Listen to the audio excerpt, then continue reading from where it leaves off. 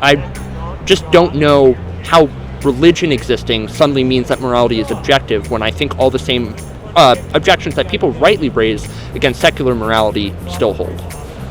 I love that you said that, because I think that highlights a huge misunderstanding in the conversation around morality and religion. I recently had the opportunity to travel with Cliffe and Stuart from the Ask Cliffe YouTube channel to talk with college students about God. There were some amazing opportunities to discuss tough questions, to listen, to pray with students, and to proclaim Jesus. This video features a conversation I was able to have with an atheist named Evan.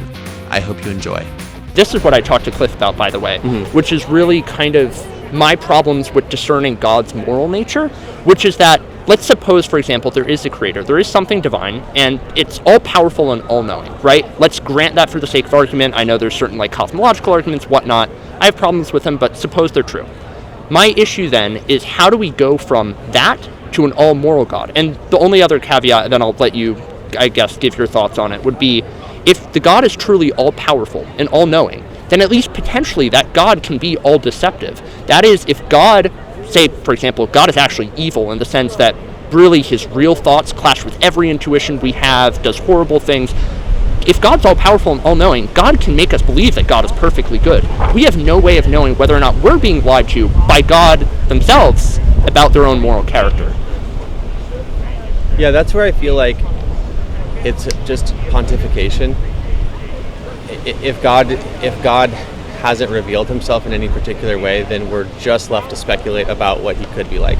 If God is Jesus, or if God came into the flesh as Jesus, then we've taken a step,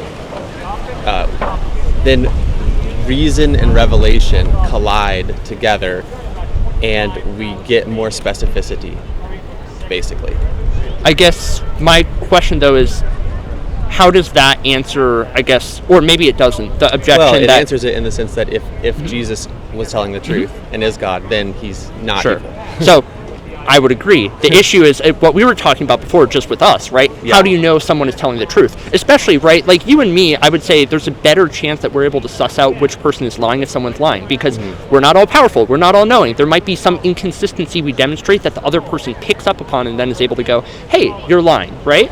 The thing with Jesus is, if the resurrection did happen, then he said about himself that he would give the sign of Jonah, is what he called it, the idea of death, going into the whale, that whole metaphor, for 3 days and coming out again. And he, that would be the thing that he pointed to as his way of showing that he was telling the truth and was not a blasphemer. But so that was kind of his litmus test.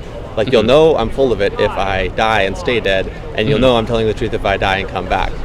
Yeah. Which stands to reason.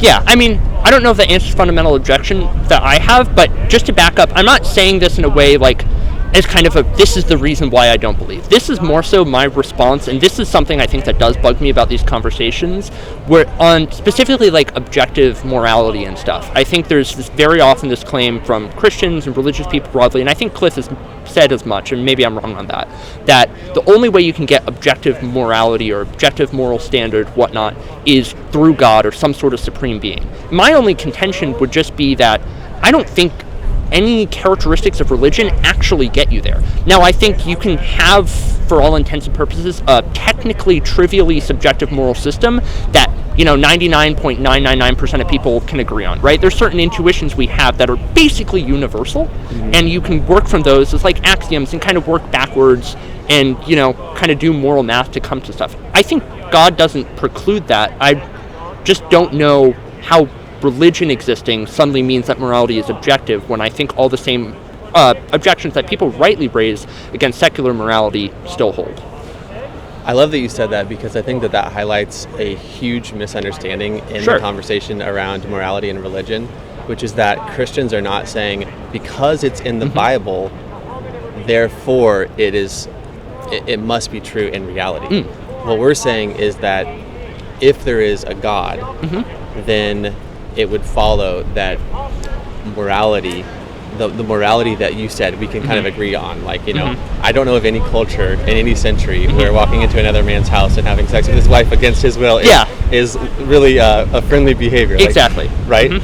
So the idea is that shared moral intuition is best explained in light of a moral law giver. Not because it's in the Bible, but because the objective morality within, or rather, the objective immorality within walking into another man's house and having sex with his wife is itself a clue to a moral law giver. So that's the argument, not that it's in the Bible. Yeah, well, I don't think, my argument, I think, mostly can be, or my objection, I guess, with that doesn't really have to do much with the Bible, at least in the literal, like, interpretation of, I think it's just a broader problem I have with these discussions. And what I mean by that is, for example, I think the example you just shared, right, that everybody, believes that going into another man's house against his will and, sexually violating his wife would be wrong, right? That's broadly shared intuition. You're saying God gave us those intuitions. I think that's a separate argument, but let's assume that's true for a second, right? How do we know that, to me, if it's an intuition, how do we know those are objectively correct intuitions? Because as a secular person, right, I can say there isn't a God, but we still have some very fundamental shared intuitions. And maybe these come about through other things like, evolution. There are certain evolutionary pressures that, for example, parents' obligation to care for their child. They might go about it slightly different ways in different cultures, but pretty much every human being who's ever lived, for the most part, absent some really tremendous, like brain abnormalities, for example, is going to care for their offspring. Why is that not equally valid in terms of a universally shared, quote-unquote, objective intuition? The problem with an evolutionary explanation for morality is that it's easy to think about scenarios where things that rub right against our moral intuitions would be evolutionarily beneficial. Like, for example, if all of a sudden women stopped accepting intercourse from men, evolutionarily you could say it's morally right for all men to rape all women. But I think we would probably say, actually, I don't know about that one. So, I mean... Or would you say that? I would push back on two things. So one, I would say it's still wrong and there'd still be some more moral intuitions telling me it's wrong, but I think that's an overly... So one, I would say morality, I'm not putting my entire case on the fact that it solely stems from evolutionary pressures. I think that's one plausible explanation, for example, that runs counter to the theory that we actually got them from God. But in the example you gave, there might be ways in which it actually would still, there'd be an evolutionary reason why people wouldn't do that. Which is to say, for example, there's evolutionary pressures that select for cooperation between groups, right? And that forces us to do things like form bonds with family and friends, work together, see other people as having something we should care about. And that can, at least loosely, theoretically, be explained by evolution. And the argument would then go in your situation, right, is if you just flip a switch, for example, the evolution isn't able to catch up with that and retroactively evolve something new, which is to say you would already have all those reasons to care about other people, and the cat's kind of already out of the bag, right? Correct me if I'm wrong, though, Sure. But according to the evolutionary view, should that happen? Should that happen? Should that happen in history? In other words, if that were to happen in history, then we would have to look back and say that it was beneficial towards the fit surviving, and therefore if morality is merely defined on that basis, we would have to say that planetary rape was moral. So I think should is maybe being used in two different contexts. I didn't mean, I meant should. My syntax was weird there. I meant should as in should you continue to want to have this conversation with me, as in if you, do you understand what I'm saying? Can you elaborate, actually? Maybe I'm missing something. What I'm saying is, if this planetary rape were to take place, sure, from the view looking into the past, it would have to be viewed as moral if it's what everything mechanistically and deterministically played itself out as. It would have to be viewed as moral. I mean, by definition, right, if we get our morality from evolution, you're saying whatever evolution determines is the fittest is thus moral? Is that kind of the idea? That's what I've heard evolutionary ethicists always say. Yeah, I mean, potentially. My only, I guess, one, I would maybe have an issue with the framing, which I know is a different thing philosophically, right? Well, I'm putting you into a tough corner on purpose with the framing to expose that I think that we would still kind of be forced to say, I don't think that all men raping all women is good, even though it would, by definition, be evolutionarily good if it happened in history. Which is why I think it's subjective in the sense that what evolutionary selects for and what our intuitive understanding of what should and ought mean are not necessarily synonymous, right? But I think it's a good understanding of how we got those intuitions in the first place. And again, I'm not putting all my eggs in the evolutionary basket. So, for example, it is entirely possible that you have some things that are evolutionary selected for, right? And then there's an environmental or cultural interaction that shapes it further. So maybe there is an evolutionary pressure that would say, okay, you should do these, what we would view to be horrible things, right? But then because there's a society that existed for a long time and had a tradition going against that, that would actually, even if you had, I don't know, biological percent increased chances of doing that, society would then come in and create a structure that reduces the likelihood of that happening. Or maybe it doesn't.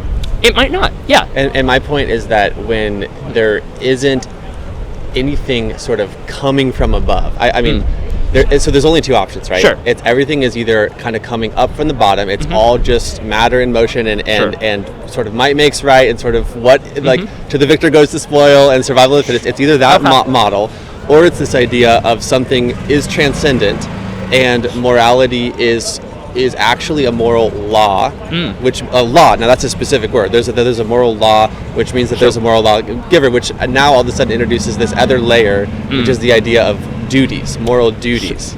So this is, and again, I'm not saying all of what I just laid out. Therefore, I've just proven that it does come from above. Yep. I'm just trying to define the possibilities. Sure. And my position is that if you accept the idea of if you look at some ethical dilemmas like the one that we just looked at, I think that a moral law is a more clear, precise, and better definition or explanation than the bottom-up approach. So I guess let's say I agree with that, right? Let's say it's actually moral laws where we get these intuitions. I don't think that answers the fundamental critique, though, of it being subjective. In the sense, at least laws in everyday sense, whatever, not all laws are just, right? How do we know that moral laws, without just begging the question, say it just has to be just, how do we know that whatever moral law God gives us... You're going back to, but is God actually evil, right? Concept, right? So how do we know we ought to do what is... Yes. Yeah.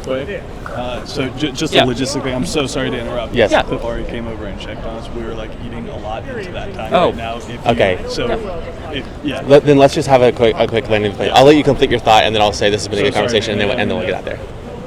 Yeah. So your last thought is you're going back to the question of how do we know that God is actually good. So I mean, I guess what I'm saying is, I think either way you look at it, you're kind of in this uncomfortable position of saying maybe it's evolutionary determined, in which case you pointed out there's some uncomfortable implications from that. My only issue is I don't think religion avoids that problem. It's just pushing it back a step further, in the sense that whatever law God gives, God's a creator. Creator does not necessarily entail moral value. That's all I would say. So I'd say... Well, so this is my last thought, which I won't be able to, given the lack of time constraints that we have, Of course, I won't be able to fully unpack or support this, but what I would say to that is if we're just in the abstract realm, which we've been in a lot of this conversation, then I agree with you. However, if God has revealed himself in the person of Jesus, then he hasn't given us that privilege of abstraction. We can't say, what's he like? I don't know. What's his name? I don't know. It's all theoretical. If Jesus is telling the truth, if Jesus has vindicated himself as a blasphemer and it's proven that he is actually capable of